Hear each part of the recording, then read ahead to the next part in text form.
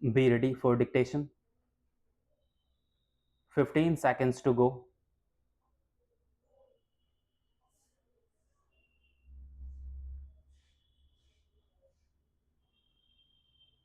5 seconds to go.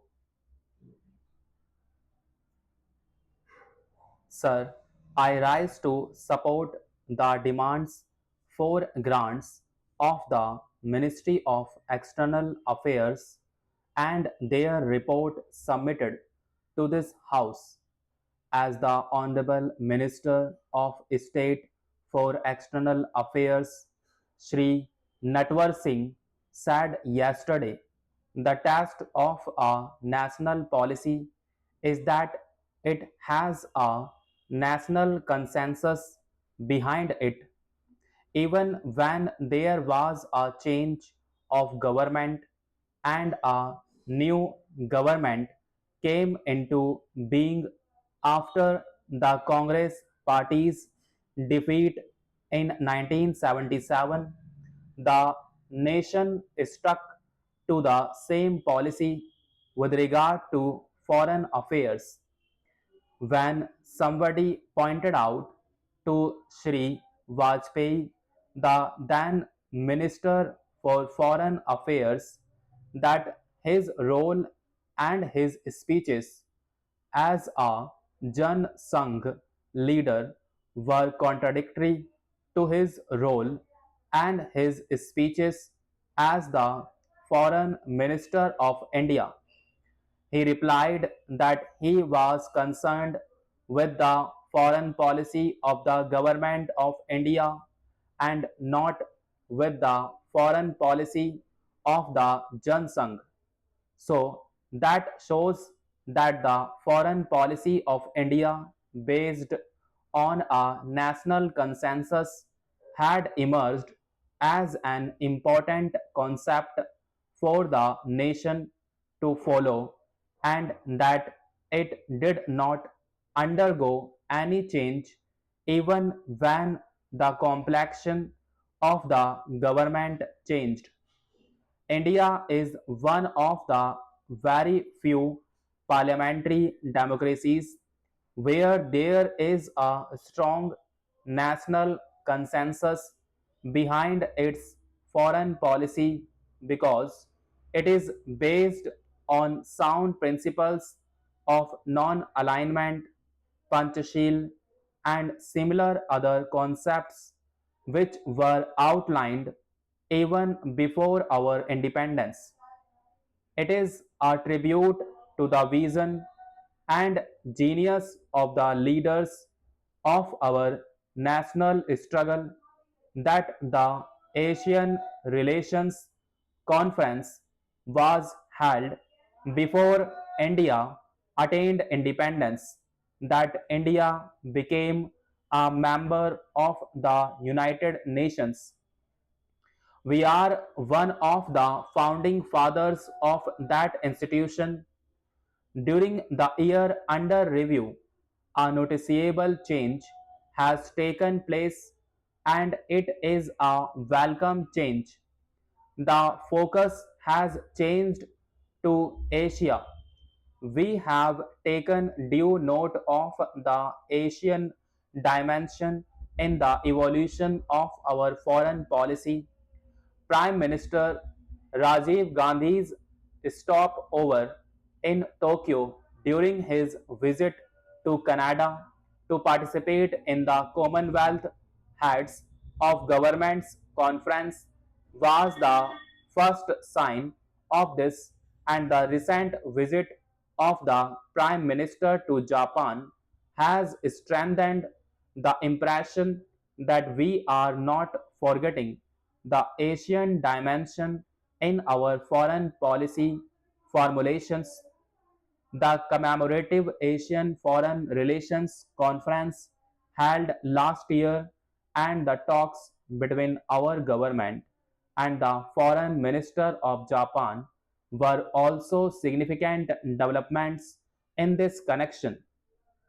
This bill has been brought forward for the purpose of amending the 1954 Act, which originally applied to Part A state high courts, but after the reorganization has been so adapted as to make it applicable to all the high courts in the present states.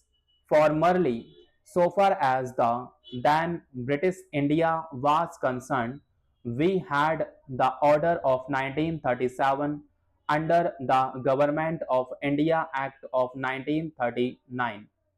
That act or the order was in force as appropriately amended or adapted from time to time.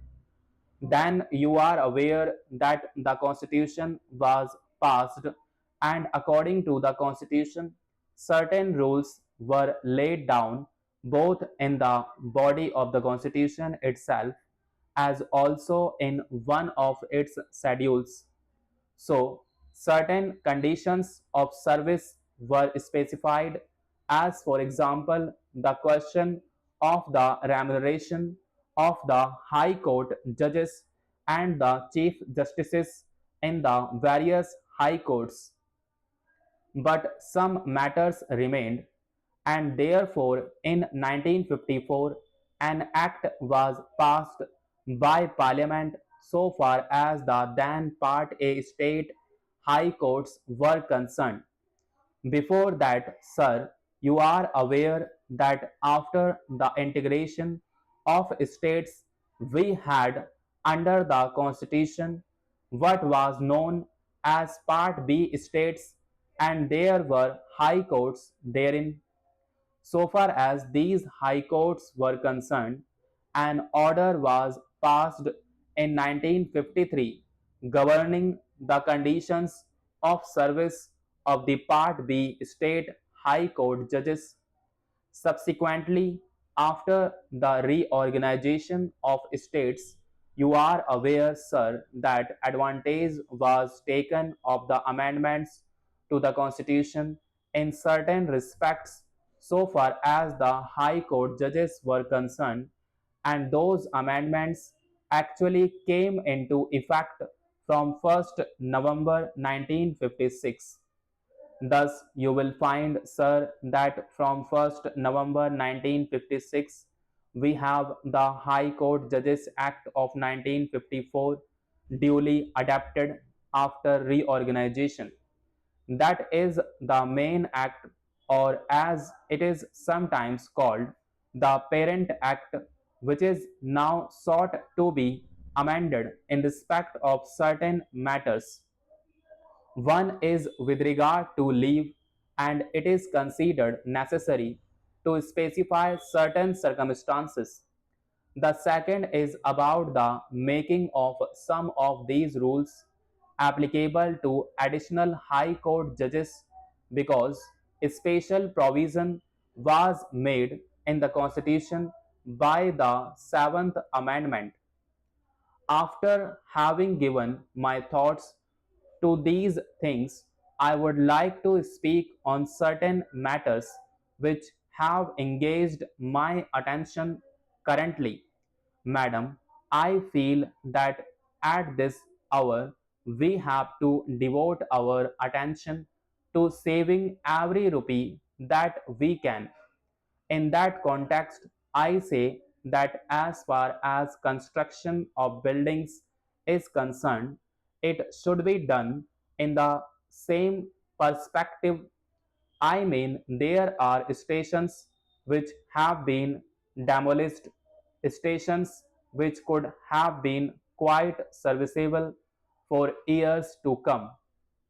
There were some very good stations, they were quite strong ones. Some were given a new look at this hour of emergency when we need every rupee to be saved. This has to be given serious consideration to. The second point that I would like to bring to the notice of the Honorable Minister of Railways is that as far as the narrow gauge railway lines are concerned, I have gone through some of our financial aspects, and I am not really happy. I feel that as early as possible, the narrow gaze should be abolished because if you could save to the tune of rupees 2.5 crores annually and the same could be invested